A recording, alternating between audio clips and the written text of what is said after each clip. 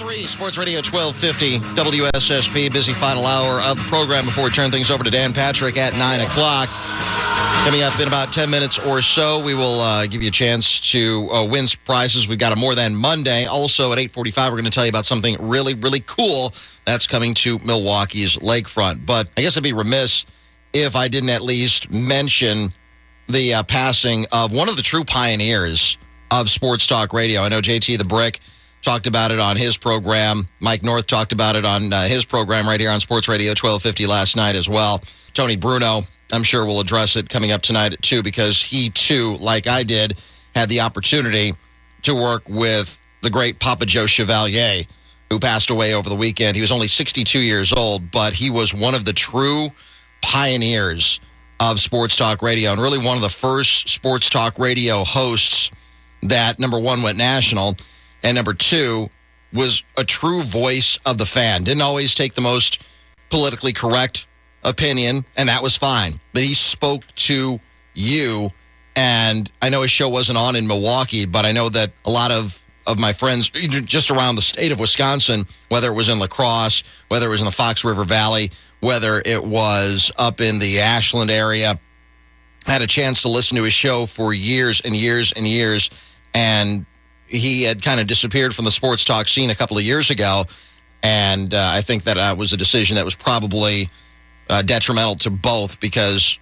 Papa Joe loved, and I mean loved, his audience, and they loved him back, and he was taken from us much too early. I never had the chance to, I don't think I ever had the chance to listen to Papa Joe Chevalier. I never met him, never worked with him, but yeah, from when everything I know about him, he was, as you mentioned, a pioneer, one of the first guys. I mean, I probably wouldn't be here without somebody like Papa Joe Chevalier. Most of us in this business want to be like Papa Joe, grew up listening to somebody that you wanted to be like probably in this business, and not having met him doesn't mean I don't understand it, but I really, it's tough. I was hoping that you were going to say something about this today because I didn't know anything about.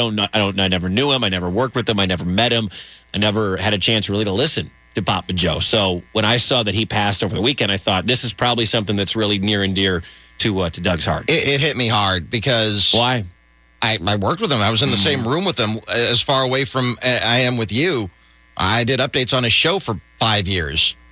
And if you knew him, you knew how generous of a human being he was. Again, he spoke for the fan. He didn't always take the most politically correct viewpoints on a lot of things. But, again, I mean, if you were down to your last buck, he'd give you the shirt off his back. If you needed career advice, no matter if you were a first-day intern or if you were somebody who had been in the business for, 20 years, he would treat you the same. Cool.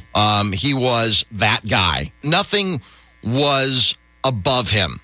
There were a bunch of the producers who had a softball team back at Sporting News, and they invited Papa, just come on out and just take it at bat, or just come on out and watch a game. And, there are most hosts who would say, yeah, I'll be there, whatever. And they would be too good for, the interns and the lower rung guys, some of the part-time guys. There Papa Joe was out. I'll take my at bat.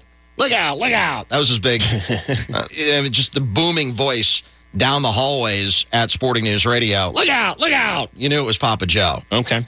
I can't even count the number of times that he would buy dinner for the entire crew.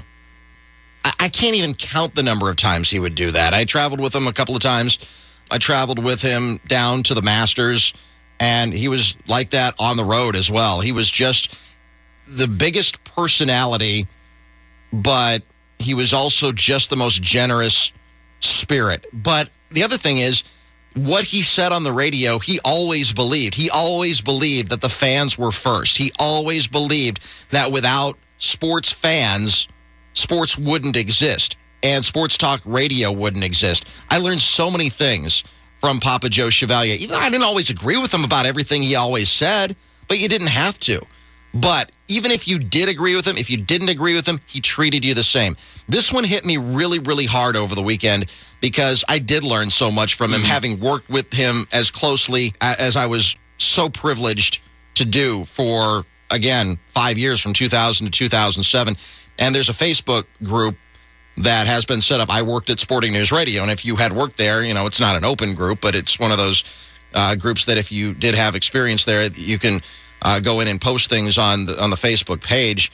And it has been one tribute after another. I mean, they say that the most honest thing people can say about you is when there's no repercussions. He was kind of a curmudgeon, but he was a lovable curmudgeon who just wanted everything to be better. He wanted the world to be better. And reading some of the things that my former coworkers said about Joe, the flood of memories came back to me like, oh, yeah, I remember that. Or, oh, yeah, I remember that one time when that happened. And, like I said, he'd been out of the spotlight for far too long.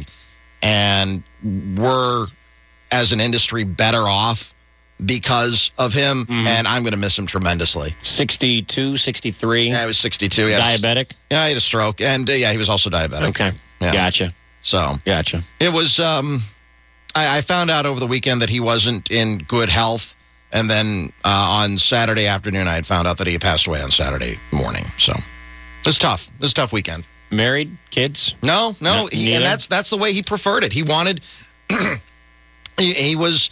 I wouldn't call him a loner because he loved having people around him. I mean, he'd invite... Here's another thing. I mean, he had the dish before everybody had the dish, and he always bragged about, I got the dish, and I got 6 TVs set up in his living room. And he'd invite the guys from the IT department over on a Sunday afternoon. He'd invite the producers over. He'd invite... It didn't matter what you did in the building. It didn't matter what you did at the network. I mean, he put everybody on the same level playing field. Sure. And come on over to Papa Joe's on Sunday and watch whatever football game you wanted to watch over there on the ticket. Sounds like a great guy. Was. Sounds like a great guy. He was.